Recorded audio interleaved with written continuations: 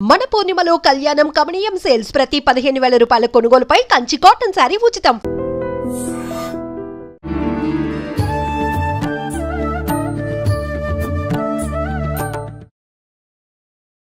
నమస్కారం, welcome to I dream ధర్మ మార్గం కార్యక్రమానికి స్వాగతం. నేను వివిచిత. ప్రస్తుతం మనతో పాటు ఉన్నారు ప్రముఖ ఆధ్యాత్మికవేత్త, ప్రముఖ జ్యోతిష పండితులు డాక్టర్ గుండపూడి శివసుధీర్ శర్మ గారు. ఇప్పుడు గురుగారితో మాట్లాడి అసలు దసరా ఏంటి, విజయదశమి ఏంటి, ఈ రెండు ఒకటేనా, వ్యత్యాసం ఉందా, అసలు ఆ విశిష్టత ఎలా వచ్చింది మనకు, అవన్నీ కూడా గురుగారితో మాట్లాడి తెలుసుకుందాం.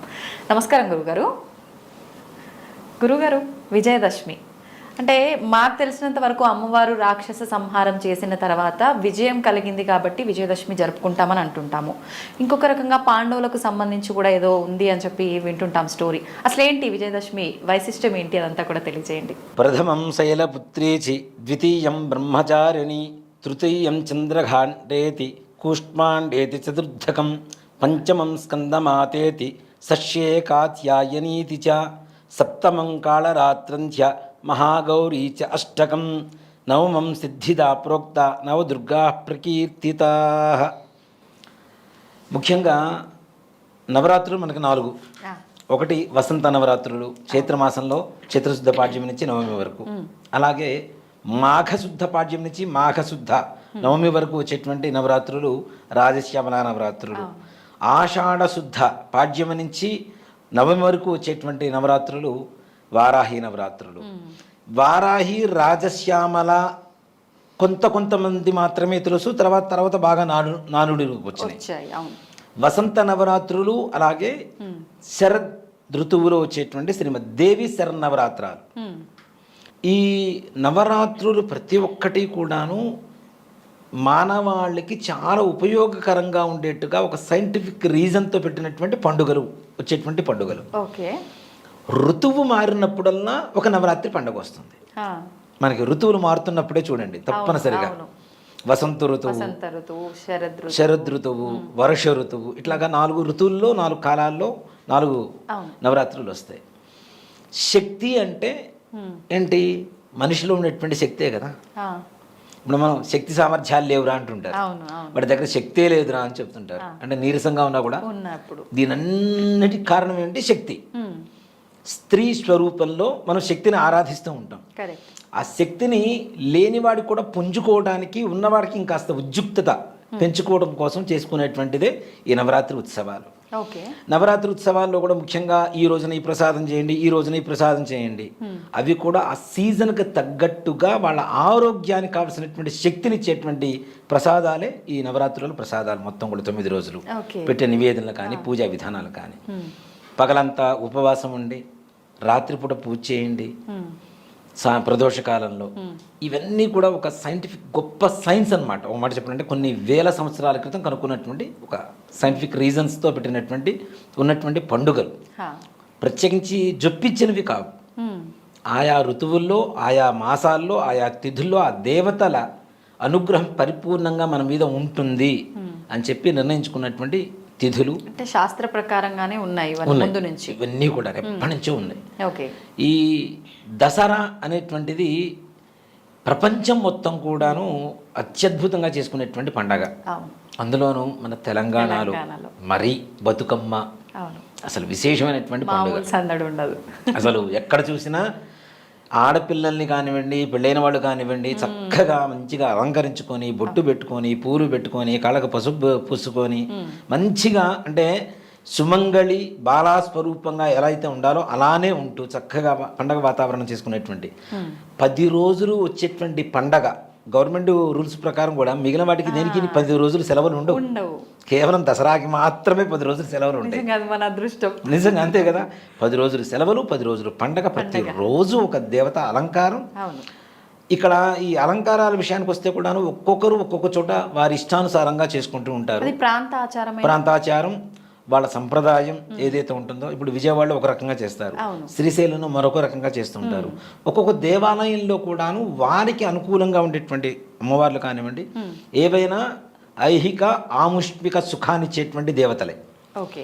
ధనపరంగా, ఆరోగ్యపరంగా, సంతానపరంగా, కుటుంబపరంగా ఏవైతే అవసరం అవుతాయో ఆయా వరాలని ఆ యొక్క అనుగ్రహాన్ని ఇచ్చేటువంటి దేవతా స్వరూపాలే అన్నీ కూడా. అయితే ఇప్పుడు శక్తి పీఠాల దగ్గరలో ఉన్న ఆ ప్రాంత ఆచారాన్ని బట్టి అది వాళ్ళు ఆచరిస్తూ ఉంటారా? దగ్గర ఉండేటువంటి శక్తిపీఠం ఏదైతే ఉంటుందో ఆ ప్రాంతంలో ఆయా ఆచారాలను బట్టి వాళ్ళు చేస్తూ ఉంటారు. మనకి ఇప్పుడు ముఖ్యంగా మనకి చాలా మంది కూడా తెలంగాణ, ఆంధ్రాలో విజయవాడని బాగా ఇదిగా తీసుకుంటాం, మనం పాటిస్తుంటాం. ఆ పద్ధతిని ఎక్కువగా పాటిస్తూ ఉంటాం. విజయవాడలో ఏ అలంకారం అయితే అదే అలంకారం మన గుళ్ళల్లో చేసుకోవడం, ఇళ్లలో చేసుకోవడం, అమ్మవారి అష్టోత్తరం పూజ చేసుకోవడం, ఇలాంటివి చేస్తూ ఉంటారు.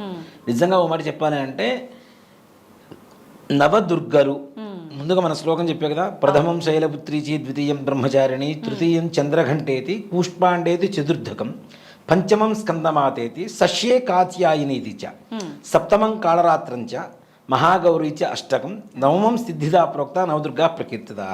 ఈ 9 దుర్గలు నవరాత్రులు. ఓకే. అందరూ కూడాను దుర్గా స్వరూపాన్ని ప్రతిరోజు పూజించాలి అంటే నాకు ఆ శక్తి చాలక ప్రసన్నమైనటువంటి దేవతా స్వరూపాలలో ఎక్కువగా పూజ చేస్తూ ఉంటారు. ఓకే. ముఖ్యంగా మొదటి రోజున బాలా త్రిపుర సుందరి. బాల అంటే ఎవరు? చిన్న పిల్ల. నిజంగా చాలామంది ఇప్పుడు సంప్రదాయం తగ్గింది, కానీ ఇప్పటికీ నేను చేస్తున్నటువంటి దేవాలయాల్లో నిజ బాల పూజ అని చెప్పి చేస్తూ ఉంటాం.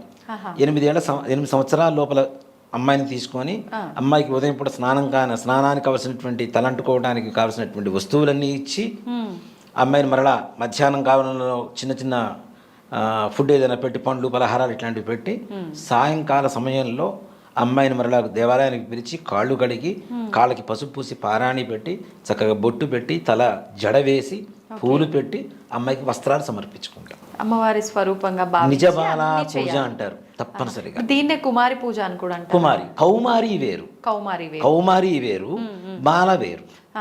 కౌమారము అంటే దాదాపు 15-16 ఏళ్ళు ఉన్న వాళ్ళు కౌమారి అంటారు. ఓకే. కాబట్టి బాల పూజ అంటే చిన్నపిల్ల, చిన్నపిల్లలకి దాదాపుగా 4-5 ఏళ్ళు, 6 ఏళ్ళు, 7 ఏళ్ళు, మహా అయితే 8 ఏళ్ళు, అంతకుమించి వయసు పెరగకుండా ఆ లోపల ఉండేటువంటి వాళ్ళని నిజబాల పూజ చేస్తాం. నిజంగా ఆ బాల పూజ చేసినప్పుడు అమ్మవారి వచ్చి తీసుకుంటుందేమో అనుకున్నంత ఆనందంగా కలుగుతుంది. అలాగే చివరి రోజున సువాసిని పూజ కూడా చేస్తాం. అంటే శాంత స్వరూపాలు ఎక్కువగా పూజ చేస్తూ ఉంటాం. అలానే బాల, గాయత్రి, సరస్వతి, దుర్గా, రాజరాజేశ్వరి, లలితా పరమేశ్వరి, భువనేశ్వరి రూపాలు ఏమైనా పూజ అమ్మకే. మరి అన్ని రూపాలున్న అమ్మ శక్తి ఒక్కటే కదా, ఒక్క రూపంగా ఎందుకు ఆరాధించకూడదు? ఇన్ని రూపాలు ఎందుకు ఆరాధించాలి చెప్తా. ఇక్కడ ముఖ్యంగా మహిషాసురుడు అనేటువంటి రాక్షసుడు అతి బలవంతుడు. ముఖ్యంగా కోర్టులో ఏదైనా ఒక ఇది ఇచ్చాం, దాఖలాలు చేసుకున్నాం, దానికి ఎలా దశల వారీగా ఇచ్చేస్తూ ఉంటారు. లైక్ హైడ్రా ఒక్కసారిగా ముట్టడిస్తే ఏమవుతుంది? జనాలు తిరుగుబాటు చేస్తున్నారా లేదా? అలాగే అమ్మవారు రాక్షస సంహారం చేయాలి అంటే ఒక్కొక్క శక్తి రూపంలో అమ్మవారు అవతరిస్తూ ప్రయత్నం చేసింది. ఆమెలోంచి ఒక్కొక్క శక్తిని అవతరింపజేయడం, ఆ శక్తితో యుద్ధం చేయడం. అలా కాదు అనుకున్నప్పుడు ఇంకొక శక్తి, అలా కాదనుకున్నప్పుడు ఇంకొక శక్తి. చివరికి ఈ నవశక్తులు మొత్తం కలిపి మహిషాసుర మర్దనిగా అవతరించి మహిషాసుర రాక్షస సంహారం చేసింది. అంటే చిన్న చిన్నగా ప్రయత్నిద్దాం, అంతే. తర్వాత ఒక్కసారిగా మొత్తం అమ్మవారి నవశక్తులు మొత్తం కలిపి యుద్ధం చేసింది. కాబట్టి ఒక్కొక్క రోజు ఒక్కొక్క అవతార రూపంలో అవతరించింది. కాబట్టి ఆ అవతారానికి మనం ప్రాధాన్యత ఇస్తూ పూజ చేస్తూ ఉన్నాం. అలా 9 రకాల శక్తులు కలిపితేనే నవదుర్గలేని మనకి నవరాత్రులు వస్తున్నాయి, ముఖ్యంగా చెప్పాలి అంటే. అయితే ఈ నవరాత్రులలో ఎవరైతే పూజా విధానం అంటే భక్తియుక్తులతో చేస్తారో తప్పనిసరిగా అమ్మవారి అనుగ్రహం పరిపూర్ణంగా ఉంటుంది. మొదటి రోజు బాలా త్రిపుర సుందరి పూజ చేసిన రోజుకి చిట్ట చివరికి రాజరాజేశ్వరి అమ్మవారు విజయదశమి రోజున మీరు ఇంట్లో పటం పెట్టుకొని లలిత అమ్మవారు పటం పెట్టుకొని పూజ చేయండి. కలశాలు, విగ్రహాలు, దేవాలయాలు ఇవన్నీ తీసి పక్కన పెడతాం. మొదటి రోజున అమ్మవారి ఫోటో చూడండి, మీరు ఫోటో తీసుకోండి కావాలంటే అమ్మవారి ఫోటోని. అమ్మవారి ఫోటోని అవ్వడం ఏంటి అని చెప్పి చాలామంది నన్ను విక్రించవచ్చేమో, కానీ 10వ రోజు అమ్మవారి ఫోటోలోనే ఒక పరిపూర్ణత్వం కనపడుతూ ఉంటుంది, మార్పు తెలుస్తుంది తప్పనిసరిగా. ఇప్పుడు నేను మా దేవాలయంలో అలంకారాలు చేస్తూ ఉంటా. ఏ రోజుకి ఆ రోజు అమ్మవారి ఎక్స్ప్రెషన్స్ అంటాం కదా, ఫేస్ ఎక్స్ప్రెషన్స్, అవి మారిపోతూ ఉంటాయి. అది గమనించే వాడికి మాత్రమే అర్థమవుతుంది. నువ్వు ఎలా చేస్తే అలా వస్తుందని కాదు, నేను ఎలా చేయాలో ఆవిడ నిర్ణయించుకుని నాతో చేయించుకుంటుంది. నేను చేయటం కూడా కాదు, ఆవిడ నిర్ణయించుకొని చేయించుకుంటుంది. ఆ అలంకారం మొత్తం అయిపోతుంది. మరుసటి రోజు పొద్దున్న మరలా దేవాలయం తలుపు తెరిచిన తర్వాత చూస్తే ఆ దేవి శక్తి ఆ అమ్మవారి విగ్రహంలో వచ్చి కూర్చుందేమో అనిపిస్తుంది. అలాగే చివరి రోజున అమ్మవారి మొహాన్ని అలంకారం చేసిన తర్వాత ఇంకా అక్కడి నుంచి బయటికి పోబుద్ది కాదు మనకి. అలానే చూస్తూ నిండుగా ఉంటుంది. అసలు ఎంత ప్రశాంతంగా ఉంటుంది అంటే 10 రోజులు చేసినటువంటి అర్చనలు, అభిషేకాలు, ఈ హోమాలు, వీటి ఫలితం మొత్తం అమ్మవారి రూపంలో కనబడుతుంటుంది. నిండు చంద్రుడు ఎట్లా కనబడతాడో ఆ విధంగా కనబడుతుంటుంది అమ్మవారు. అంటే అమ్మవారు పరిపూర్ణంగా మనం చేస్తున్నటువంటి పూజ స్వీకరిస్తుంది, సాక్షాత్ అక్కడ ప్రత్యక్షమై తీసుకుంటుందని చెప్పడానికి నిదర్శనం అది. అంతే. అది ఇంట్లో పటం కావచ్చు, కలశం కావచ్చు, ఏదైనా పెట్టుకోండి, మీకు తగినటువంటి ఒక మార్పు, పరిపూర్ణత్వం ఏదైతే ఉందో ఆ పరిపూర్ణత్వం తప్పనిసరిగా చివరి రోజున కనబడుతూ ఉంటుంది. ఇప్పుడు ఆలయాల్లో అంటే మీరు అన్ని రకాల మంత్రాలతో అమ్మవారిని ఆరాధిస్తారు కాబట్టి ఇలాంటి మార్పు వస్తుంది. ఓకే, ఇంట్లో అలాంటి మంత్రాలు అవన్నీ ఏం చేయలేరు కదా, నిజంగా అక్కడ కూడా అమ్మవారు వచ్చి ఉంటారా? నిజంగా తప్పనిసరిగా ఆర్తితో పిలవాలి, మంత్రంతో కూడా కాదు. అక్కడ ఆర్తితో పిలిస్తే, ఇప్పుడు మంత్రాలు చెప్పే బ్రాహ్మణం కొంతమంది ఉంటాం, అహంకారంతో మంత్రం చెబితే అమ్మవారు వస్తుందా? రారు. కాదు కదా, కాదు కదా. అమ్మవారిని ఆర్తితో పిలవాలి, హృదయపూర్వకంగా మనస్ఫూర్తిగా భక్తితో విశ్వసించి అమ్మా నువ్వు రా అమ్మ అంటే, నిజంగా చెప్తున్నానమ్మా, అమ్మవారి అనుగ్రహం చాలా చాలా విశేషంగా ఉంటుంది. నేను అంతకుముందు కూడా కొన్ని చోట్ల చెప్పాను, నవరాత్రులు అలంకారం చేస్తూ ఉన్న సమయంలో అంతమంది మన దాంట్లో కూడా చెప్పినట్టున్నా. నేను నా 13వ సంవత్సరంలో నేను అలంకారాలు చేయడం మొదలుపెట్టా అమ్మవారికి. నా 11 సంవత్సరాలకు ఒక దేవాలయానికి ప్రధాన అర్చకత్వం తీసుకున్నా నేను. 11 సంవత్సరాలకి 13 సంవత్సరాలకి అమ్మవారికి అలంకారం చేయాలి అనేటువంటి ఒక మొదలుపెట్టాం. గుంటూరులో హరిహర క్షేత్రం అని ఒక దేవాలయం ఉంటుంది, దాంట్లో శివాలయంలో రాజరాజేశ్వరి అమ్మవారు ఉంటుంది. సరే, ఇప్పుడు 13 సంవత్సరాలకి ఎంత ఉంటాం? మహైతే ఇంత సైజులో ఉంటాను గట్టిగా మహైతే. నాతో పాటు ఒక సహాయం తీసుకున్నా, ఒక సహాయకుడిని, పెద్ద ఆయన్ని. ఆయనకి అప్పటికి 40-42 ఏళ్ళు ఉంటాయి. సరే వచ్చి చేస్తాను సుధీర్, నీతో పాటు హెల్ప్ చేస్తాను, చేద్దామని అన్నారు. నా ఇంట్రెస్ట్ కొద్దీ ఆయన వచ్చారు నాతో పాటు. వచ్చి సరే అని చెప్పి చేస్తున్న సమయంలో మహర్నవమి, మహిషాసురమర్దిని అలంకారం అమ్మవారు. అన్ని రోజులు అలంకారం చేస్తున్నాం. తెల్లవారితే మహర్నవమి, మహిషాసురమర్దిని అలంకారం, దుర్గాష్టమి పూజలు మొత్తం అయిపోయినాయి. అంతా అలంకారం చేసాం. ఇప్పుడున్న టెక్నాలజీ ఓ మాట చెప్పాలంటే 90sలో లేదు పెద్దగా. లైట్లు అవి కావాలంటే కూడాను మాకున్న బడ్జెట్లో మాకున్న టెక్నాలజీని యూజ్ చేసుకుంటూ ఆ దేవాలయం మొత్తం కలర్స్తో, అంటే అమ్మవారు మాత్రం నీలంగా, చుట్టూ దేవాలయం మొత్తం ఎర్రటి వర్ణంతో లైట్స్ వచ్చేలాగా ప్లాన్ చేసుకున్నాం. పెద్ద కర్ర కట్టాం అమ్మవారికి ఎదురుగా, పైన దాన్ని మొత్తం బల్బులు పెట్టేసి మొత్తం బ్లూ లైట్స్ పెట్టేసాం. బ్లూ కలర్ పేపర్ అంటే ఇచ్చేసాం, దానికి మొత్తం ఇట్లా కట్టేసి పెట్టేసాం. దేవాలయం చుట్టూ కర్టన్స్, క్లాతులు, వైట్ క్లాత్ కట్టేసి వాటి కింద గిన్నెలు పెట్టి గిన్నెల్లో బల్బులు పెట్టి వాటి మీద రెడ్ కలర్ పేపర్ వేసాం. ఈసారి ఈ ఏదైతే కర్టన్ ఉంటుందో కర్టన్కి రిఫ్లెక్ట్ అవుతూ ఉంటుంది రెడ్ మొత్తం. ఇప్పుడు పవర్ ల్యాంప్స్ అంటాం కదా, అవి అప్పట్లో ఆ టెక్నాలజీతో వాడుకున్నాం మేము. మస్తు క్రియేటివ్గా ఆలోచించి పెట్టాం. మొత్తం అయిపోయింది, మహిషాసురమర్దిని అలంకారం అయిపోయింది. 12 అవుతుంది అర్ధరాత్రి. ఇంకా ఆయన నేను వెళ్ళిపోతాను సుధీర్, నువ్వు క్లీన్ చేసుకుంటావు కదా, నేను వెళ్ళిపోతున్నాను అన్నారు. నాకున్న అలవాటు ఏంటంటే మరుసటి రోజు పొద్దున్నకి మొత్తం రెడీగా ఉండాలి, లేకపోతే నాకు రాత్రి నిద్ర కూడా పట్టదు. సరే ఆయన వెళ్ళిపోయారు కదా అని చెప్పి నేను మొత్తం చిమ్ముతూ ఉన్నాను. దేవాలయం మొత్తం క్లీన్ చేసుకుంటూ ఉంటే ఇలా తల వంచుకొని చిమ్ముతూ ఉంటాం కదా మొత్తం. ఇలా చూసేసరికి మనం ఇలా అంటాం కదా ఒకసారి, ఎలా బాగున్నావా అని, ఆ 2 హైబ్రోస్ అలా పైకి ఎగిరినాయి. అది నిజం కాదు అని చెప్పడానికి ఎక్కడ ఇది లేదు, మొత్తం నిజం స్పష్టంగా చెప్పవచ్చు. ఎలా అంటే కర్రకున్నటువంటి బల్బులు మొత్తం టప మొత్తం 24 బల్బులు కింద పడి పగిలిపోయినాయి అదే క్షణాల్లో. కర్రగానే ఉంది, హోల్డర్స్ ఉన్నాయి. ఒక బల్బు లూజ్గా ఉంటే ఒక బల్బు కింద పడాలి, మొత్తం 24 బల్బులు మొత్తం టప కింద పడిపోయినాయి. 24-28 ఉన్నాయి బల్బులు. ఈ చుట్టూ ఉన్న లైట్లు బాగానే ఉన్నాయి. ఏదైనా కరెంటు పవర్ ఏదైనా ఎక్స్ట్రా అయితే మొత్తం పగిలిపోవాలి, మిగిలినవన్నీ బాగానే ఉన్నాయి, మొత్తం కింద పడ్డాయి. ఇక చూడండి, ఒంట్లో ఒడుకు పుట్టింది అనమాట. 13 ఏళ్ళకి ఏం తెలియదు అసలు, ఆడ అమ్మవారు ఎట్లా వస్తుంది ఏంటి అనేది కూడా మనకి తెలియదు. ఒక్కరే ఉన్నారు. దేవాలయం ఇక్కడ ఉంటుంది, ఇక్కడ నుంచి ఒక 10 అడుగులు యంత్రాలయం ఉంటుంది, అక్కడి నుంచి ఇంకో 10 అడుగులు మామూలు భక్తులందరూ సందర్శించుకునేటువంటి హాల్ ఉంటుంది. దాని వెనక గ్రిల్స్ ఉంటాయి, గోడ మీద గ్రిల్స్ ఉంటాయి. అదే గుళ్ళో మా రూము అప్పట్లో అర్చకుడికి ఇచ్చినటువంటి రూము. మా అమ్మగారిని తీసుకొని వచ్చే భయం పుట్టి, అమ్మ నువ్వు వచ్చి కూర్చో కాసేపు నేను అక్కడ క్లీన్ చేసుకుంటా, నాకు ఏదో సౌండ్లు అవుతున్నాయని. మా అమ్మగారు వచ్చారు. అమ్మవారికి ఎదురుగా కూర్చొని ఆవిడ తూలుతో నిద్రపోతున్నారు. నిద్రపోతుంటే నేను ఇక్కడి నుంచి 20 అడుగులు దూరంలో గట్టిగా అరిస్తే వినపడదా? అనిపిస్తుంది. అమ్మవారు ఎదురుగా కూర్చున్నా అక్కడి నుంచి లే లే అని చెప్పి ఇక్కడి నుంచి గట్టిగా అరుస్తున్నా. మా అమ్మ దగ్గరికి వెళ్ళి ఆమెను లేపుదామని చెప్పి ఒక అడుగు బయటికి వేయగానే ఈ గ్రిల్స్లోంచి ఒక పెద్ద మనిషి, ఒక పెద్ద ముత్తైదు, మొహం నిండా పసుపు, ఇంత బొట్టు, జుట్టు మొత్తం విరబోసుకొని కళ్ళు మొత్తం ఇట్లా ఎర్రగా, మనం అమ్మవారిని చూపిస్తాం చూడండి, చూస్తుంటే ఇప్పుడు కూడా గూజ్ బంప్స్ వస్తుంటాయి నాకు అమ్మవారి గురించి చదువుతూ ఉంటే. అలా ఒక మనిషి అలా నడుచుకుంటూ వెళ్ళిపోతుంది. ఇంకా భయం వేసింది. లోపలికి వచ్చేసి ముందు క్లీన్ చేసుకోవడం తర్వాత సంగతి, తలుపులు వేద్దామని చెప్పేసి ఇట్లా తలుపులు లాగుతూ ఉంటే సౌండ్ అనమాట గట్టిగా, ఒరే నాన్న నిన్నేరా, నా పేరు అమ్మవారి నోటి నుంచి స్పష్టంగా నేను విన్నా నా 13వ సంవత్సరాల్లో. ఒరే నాన్న సుధీర్ నిన్నేరా, ఉండురా, ఒరే ఇట్లా.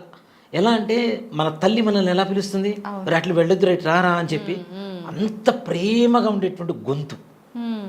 ఇంకా భయం వేసింది, తాళాలు వేసేసాను. మా అమ్మ దగ్గరకు వచ్చి ఇట్లా గట్టిగా లేపా. దాని నుంచి అరుస్తుంటే ఎందుకు లేవంటే ఎప్పుడు పిలిచేవరా అని అడిగింది. ఆవికి వినపట్టలే.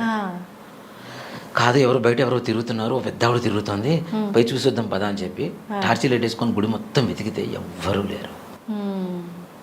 నాకు ఆ రోజు నుంచి అమ్మవారంటే పిచ్చి పెట్టింది.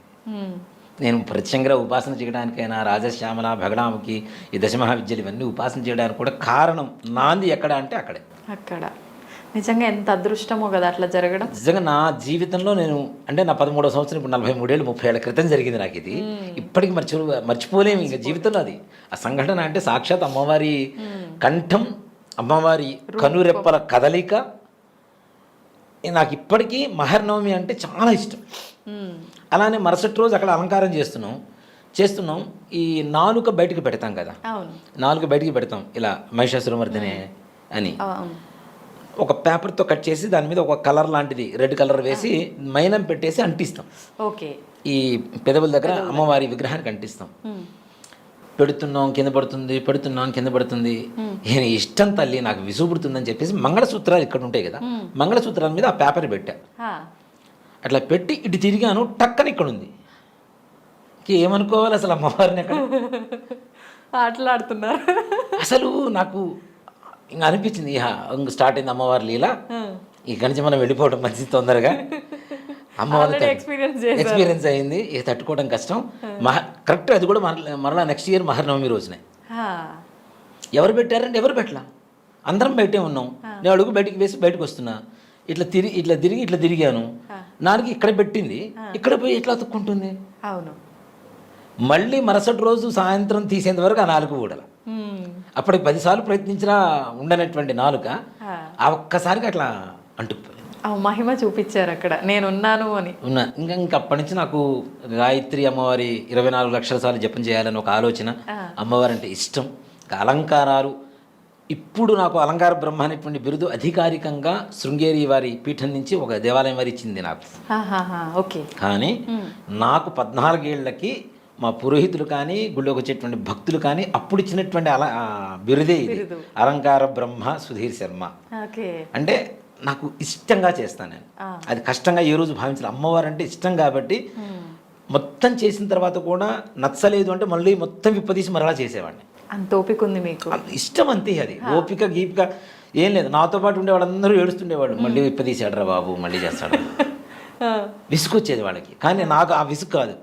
మరుసటి రోజు భక్తులు పొద్దున్నే గుళ్ళోకి వస్తే అమ్మవారి రూపం కనపడాలి. రాజరాజేశ్వరి అమ్మవారు కదా, రాజరాజేశ్వరి అమ్మవారు కనపడకూడదు. అక్కడ మహిషాసురమర్దన అంటే మహిషాసురమర్దన కనపడాలి, దుర్గా అంటే దుర్గాదేవి కనపడాలి, బాల అంటే బాల కనపడాలి. అంత ఇష్టంగా అమ్మవారు చేయించుకునేది. ఇప్పటికీ నాకు నవరాత్రులు అంటే ఒక రకమైనటువంటి ఒక వైబ్రేషన్ మైండ్లో. మరుసటి రోజుకి నిజంగా అమ్మ ఒకటి చెప్తాను, అమ్మవారి అనుగ్రహం అనేది రేపొద్దున ఎలా అలంకారం చేయాలి, ఇవాళ రాత్రికి చేస్తాం, రేపు ఉదయం అలంకారం ఉంది, రాత్రికి చేస్తాం. సాయంకాలం దేవాలయానికి వెళ్ళడానికి స్నానం చేసేటప్పుడు ఒక మగ్గు నీళ్ళు ఇట్లా నెత్తిన పడగానే కళ్ళ ముందు కనబడుతుంటుంది. రేపు చేయాల్సిన అలంకారమా? అదే వెళ్ళి అక్కడ నేను డెవలప్ చేస్తా. ప్రతిసారి ప్రతి దసరా ప్రతి ఏ అలంకారం చేసినా, ఎప్పుడు అమ్మవారికి అలంకారం చేసినా నాకు థాట్ ప్రత్యేకంగా నేను ఆలోచించిన ఈ విధంగా ఇట్లా చేయాలని.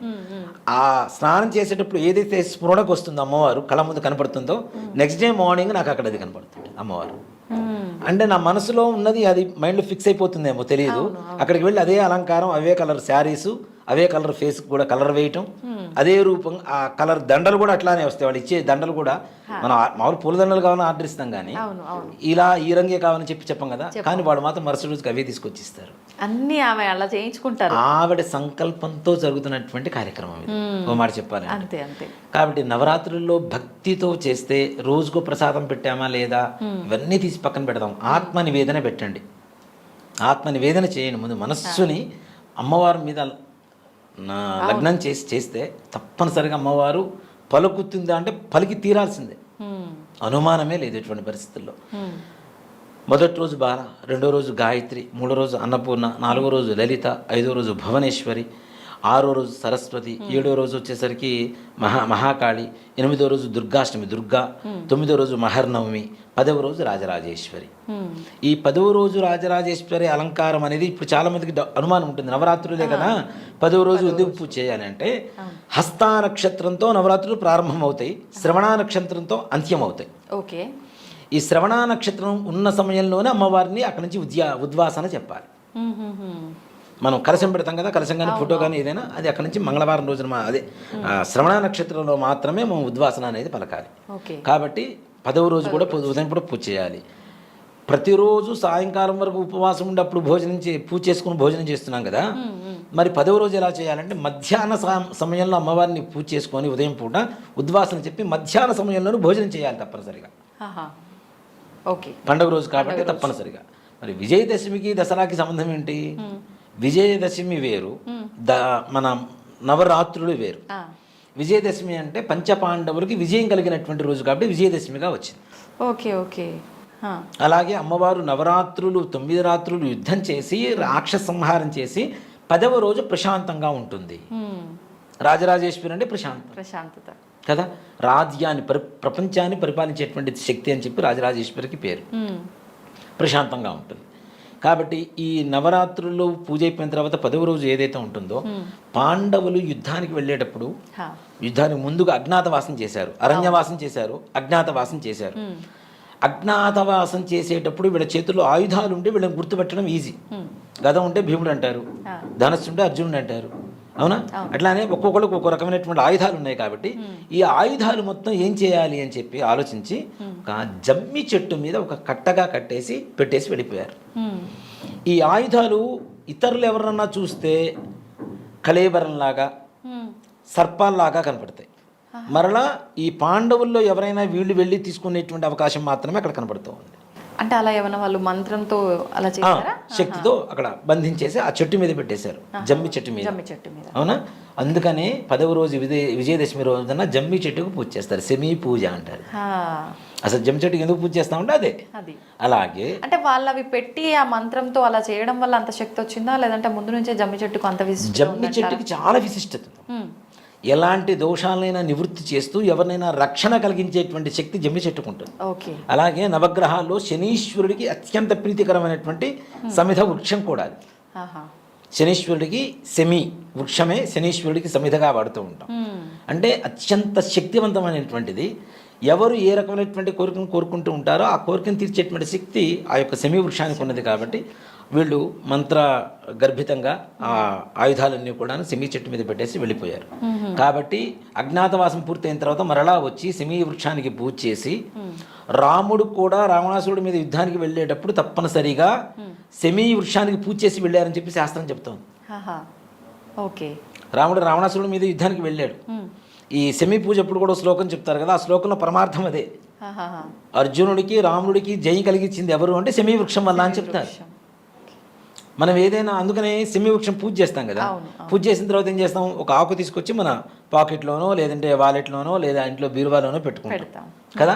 అంటే అది ఉంటే విజయం చేకూరుతుంది, ప్రతి కార్యంలో జయం కలుగుతుంది అని చెప్పడం కోసం. ఇప్పుడు ఇంట్లో పెద్దవాళ్ళకి వాళ్ళకి కూడా పెట్టి నమస్కారం తీసుకుంటాము. అది ఓ మాట చెప్పాలంటే అది ప్రాంతాచారం నుంచి వచ్చింది. ఓకే. అది అన్ని చోట్ల లేదు.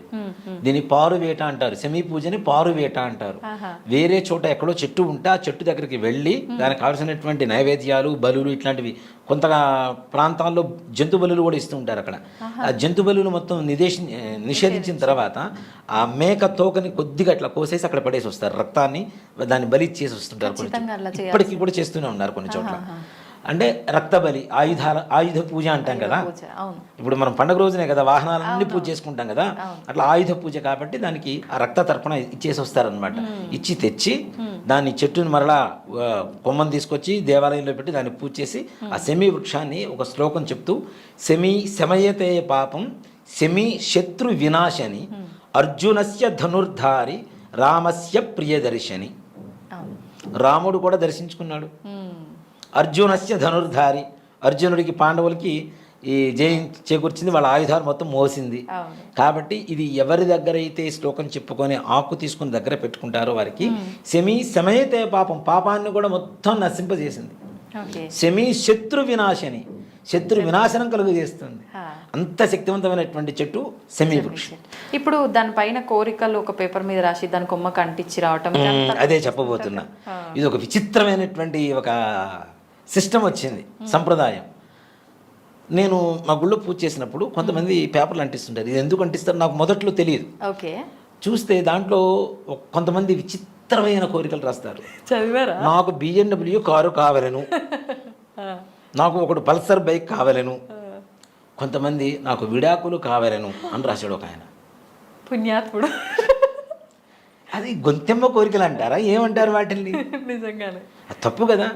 అందులో సెమీ పూజ చేసిన తర్వాత పంతులు గారి దగ్గర నుంచి సెమీ పత్రం తీసుకుంటే పవిత్రత ఆ శ్లోకంతో. అంతేగాని ఒక మేక పడిపోతే, ఒక మేక కాదు 10 మేకలు ఒక చెట్టు మీద పడిపోతే మొత్తం ఆకుతో మొత్తం రాల్చే పీకేస్తుంది చూడండి. ఆ టైపులో ఆ వృక్షాన్ని నిర్జీవం చేస్తారు, ఆ కొమ్మని చేసేస్తారు, మొత్తం లాగేస్తుంది, పట్ట పట్ట పట్ట పట్ట పట్ట లాగేస్తుంటారు.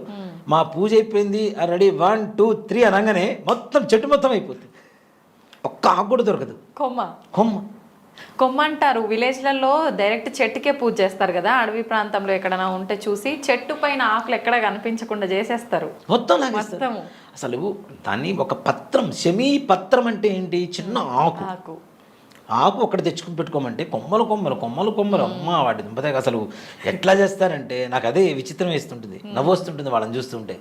ఇంత కరువులు అంటే ఒక బాగా శరీరం ఉన్నటువంటి వాడికి ఒక 10 రోజులు భోజనం పెట్టకపోతే 11వ రోజు కుంభకర్ణుడికి పెట్టినట్టు అన్నం పెడితే దాని మీద ఎట్లా పడిపోతాడో ఆ విధంగా పడిపోతారు వీళ్ళందరూ.